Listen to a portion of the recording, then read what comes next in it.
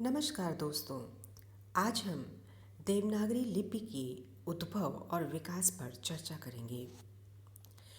ध्वन्यात्मक भाषा और ज्ञान को भावी पीढ़ी के लिए संरक्षित करने के प्रयास में लिपि का आविर्भाव हुआ। यह विभिन्न कारणों से परिवर्तित होती गई। प्राचीन ब्राह्मी लिपि से वर्तमान राष्ट्रीय लिपि उद्भूत हुई, जो संभवतः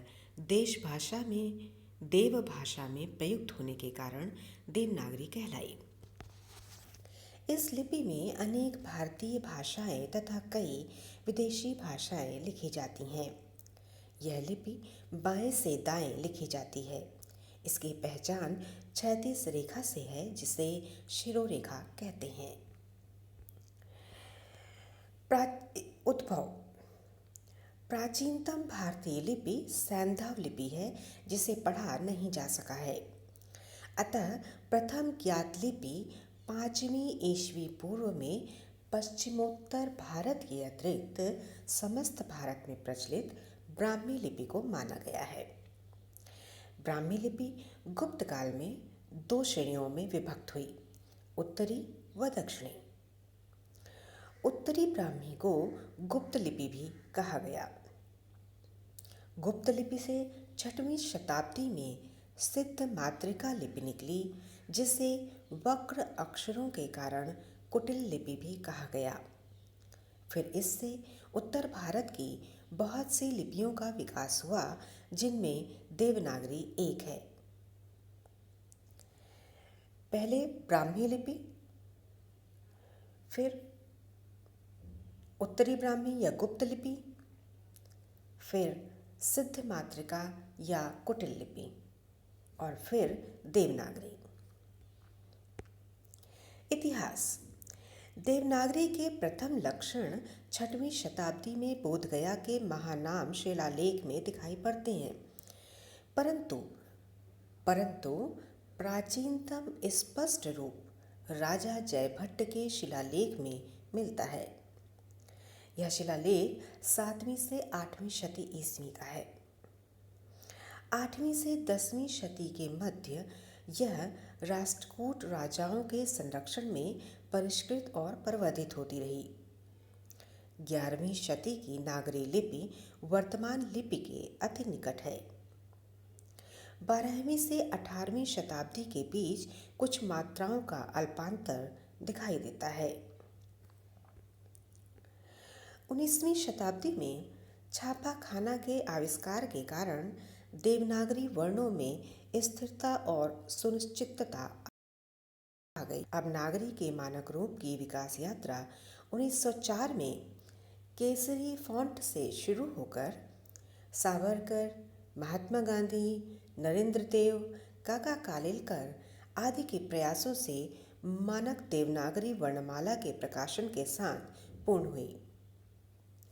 यह 1966 में हुआ और इसी मानक देवनागरी वर्णमाला को थोड़ा परिवर्तित कर केंद्रीय हिंदी निर्देशालय ने भी 1983 ईस्वी में स्वीकार कर लिया। ब्राह्मी लिपि से अब हम चर्चा करेंगे ब्राह्मी लिपि से देवनागरी लिपि का विकास। यह विकास निम्न चरणों में हुआ। मौर्यकालीन ब्राह्मी लिपि में अक्षर सीधे और कोणाकार हैं। अक्षरों के शिरोभाग खुले दिखाई देते हैं। नंबर 2, कुषाण काल तक ब्राह्मी लिपि में थोड़ा और परिवर्तन हुआ।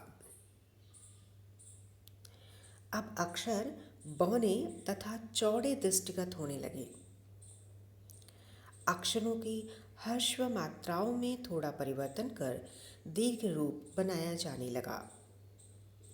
अनुस्वार और विसर्ग के लिए बिंदुओं का प्रयोग शुरू हुआ। गुप्त लिपि में अक्षर अपेक्षाकृत अधिक कोणदार हो गए और मात्राएं स्पष्ट होने लगीं। इस युग में अक्षरों के ऊपर शिरोरेखा बनने लगी।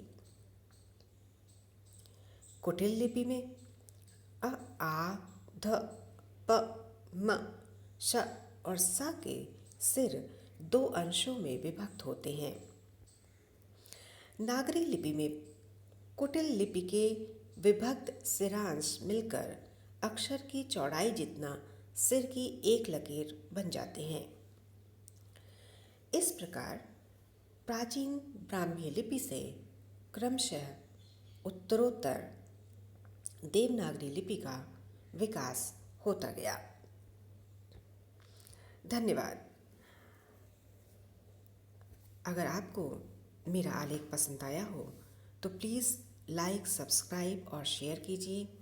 मैं अपने नोट्स को रीराइट करके स्पष्ट राइटिंग में फिर से डाल रही हूँ। आपको मेरा ये प्रयास कैसा लगा कमेंट बॉक्स में ज़रूर बताइए, और आप अगला किस टॉपिक पर चाहते हैं वीडियो, ये भी मुझे ज़रूर बताइए। Thank you.